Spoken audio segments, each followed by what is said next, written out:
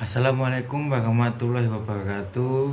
Halo teman-teman, perkenalkan nama saya Tegar Rahmat Arif Saputra. Saya dari Prodi Bimbingan dan Konseling angkatan 2020. Nomor induk mahasiswa saya 2000001016. Perkenankan saya untuk menjelaskan tentang supervisi pendidikan. Pengertian supervisi di sini berasal dari bahasa Inggris yang terdiri dari dua akar kata, yaitu pertama super yang artinya di atas dan vision yang artinya melihat. Maka secara keseluruhan, supervisi diartikan sebagai melihat dari atas. Dengan pengertian itulah, maka supervisi diartikan sebagai kegiatan yang dilakukan oleh pengawas dan kepala sekolah sebagai pejabat yang berkedudukan di atas atau lebih tinggi dari guru untuk melihat atau mengawasi pekerjaan guru. Yang kedua ada perkembangan supervisi. Perkembangan supervisi di sini dilihat dari masa lampau hingga era sekarang. Supervisi memang berkembang begitu pesat, di mana di masa lampau murid hanya berguru pada seorang guru, bahkan hampir dipastikan bahwa seorang guru adalah satu-satunya sumber ilmu dan maha benar akan semua hal yang diajarkan. Sedangkan murid pada masa lampau ini menerima semua yang diberikan oleh guru tanpa dipilah dan dipilih. Ada lagi tujuan dan prinsip supervisi. Tujuan supervisi di sini adalah sebagai pengendalian kualitas, pengembangan profesional, dan untuk memotivasi guru.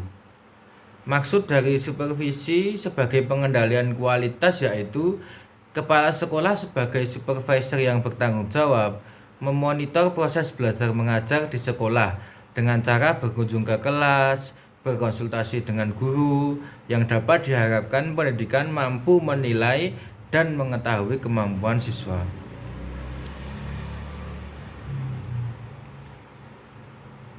Yang kedua, prinsip-prinsip supervisi.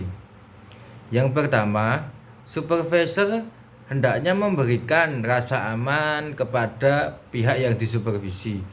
Yang kedua, supervisi hendaknya bersifat konstruktif dan juga kreatif. Yang ketiga, supervisi hendaknya realistis didasarkan pada keadaan dan kenyataan sebenarnya. Dan yang keempat, dalam pelaksanaan supervisi hendaknya terjalin hubungan profesional, bukan didasarkan atas hubungan pribadi. Jadi di sini supervisi terjalin karena hubungan dan kepentingan bersama. Yang kelima, supervisi hendaknya didasarkan pada kemampuan, kesanggupan, kondisi, dan sikap pihak yang disupervisi. Dan yang keenam, supervisi harus menolong guru agar senantiasa tumbuh sendiri, tidak tergantung pada sekolah. Jadi dilatih untuk mandiri. Yang ini ada teknik-teknik supervisi.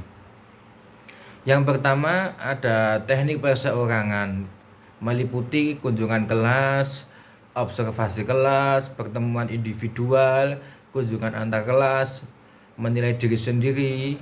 Dan yang kedua ada teknik kelompok. Teknik kelompok di sini meliputi mengadakan pertemuan rapat, mengadakan diskusi kelompok, dan mengadakan penataran-penataran.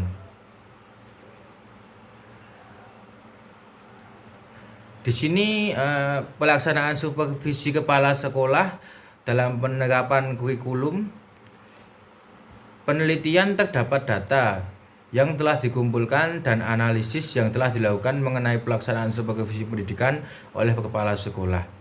Dalam penerapan kurikulum tingkat satuan pendidikan, beberapa kendala yang menghambat kelancaran pelaksanaan proses pembelajaran, yaitu kompleksitas tugas manajerial seorang kepala sekolah, kurangnya persiapan dari guru yang disupervisi, unsur subjektivitas dirasa masih tinggi, dan juga sering dilakukan pergantian kepala sekolah. Usaha untuk mengatasi kendala yang ada dalam pelaksanaan antara lain dilakukan pendelegasian wewenang oleh kepala sekolah kepada guru-guru yang senior, dan juga pemberian motivasi kepada para guru akan pentingnya supervisi pendidikan. Sekian yang dapat saya sampaikan, kurang dan lebihnya saya mohon maaf. Wabillahi taufiq wal hidayah. Wassalamualaikum warahmatullahi wabarakatuh.